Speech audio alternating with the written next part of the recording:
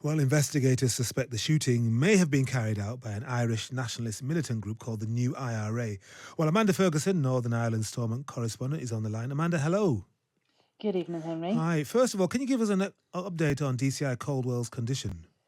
Yes, well, he remains in a critical but stable condition in hospital. Our sources tell us that he has suffered life-changing injuries and that he's required a lot of surgery to those. His family are obviously close by and being supported by the PSNI at the moment.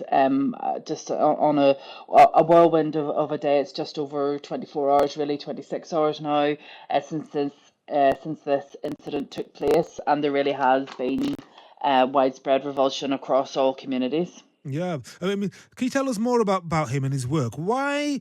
There must be theories now. Why was he in particular singled out?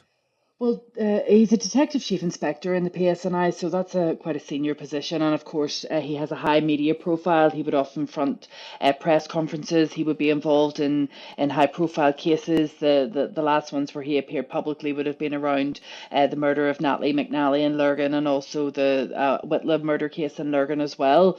Now, he joined the PSNI 26 years ago, so up to this point, he's been involved in perhaps maybe up to 90 murder investigations, and also investigations into dissident Republican activity. Now, the main focus of the police inquiry to this point is the suspicion is with the New IRA being responsible for this particular attempted murder.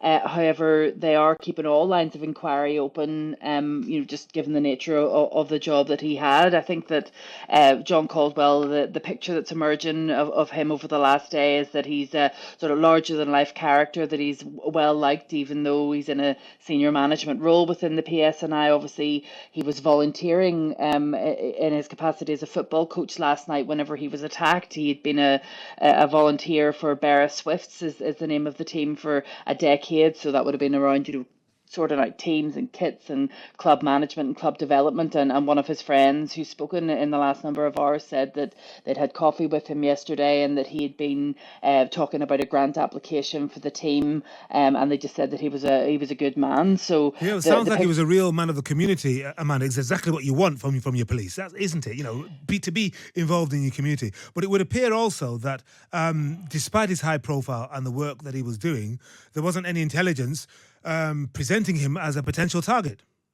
Well, that's not quite the case. Okay. He would have been aware that he was under threat from a variety of sources, and would have been given guidance around his activities based on that. That's the same with most PSNI officers, but particularly due to the nature of his involvement in cases pursuing dissident Republicans and organised crime gangs. He would have had multiple threats against him, but he continued on with his community activities and wanting to facilitate youth sports in his own community. So I think that the fact that there's been 3 arrests so swiftly in this investigation, a 38-year-old man, a 45-year-old man, and a 47-year-old man were arrested under the Terrorism Act in Omagh and Coal Island in connection with this attempted murder, and they're currently being questioned by detectives in Belfast. Mm-hmm. And when it comes to the new IRA, they're not in the headlines very much. Certainly, when it comes to the nationals and the UK wide, what is the estimation of their strength, and might they be reined in by former IRA godfathers? Well, we know that the 1998 Good Friday Agreement peace deal brought an end to the sort of 30-year conflict, or the troubles as it's described.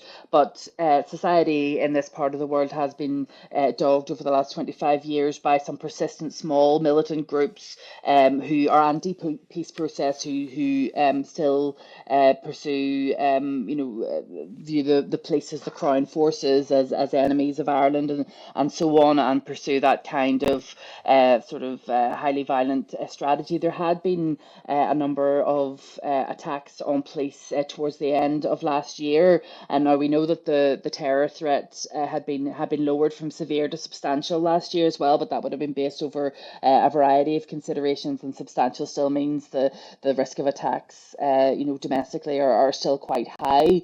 So I think that the police are going to be throwing every resource and manpower and womanpower at this investigation, And I think that the police federation, the spokespeople for the officers on the ground have sort of reflected that this is having an impact on colleagues, that the PSNI is the new police force of Northern Ireland. It's not the old police force. It's not the police force that had to deal with a lot of these kind of incidents, and perhaps the officers are of a younger generation who wouldn't have been used to this type of incident. So there's going to have to be a lot of reassurance Yeah. provided from the Chief Constable and from others regarding their safety. Would have thought so. Amanda, that's a great summary. Thank you very much indeed, Amanda Ferguson, Northern Ireland Stormont correspondent. This is Henry Bonsu on Times Radio.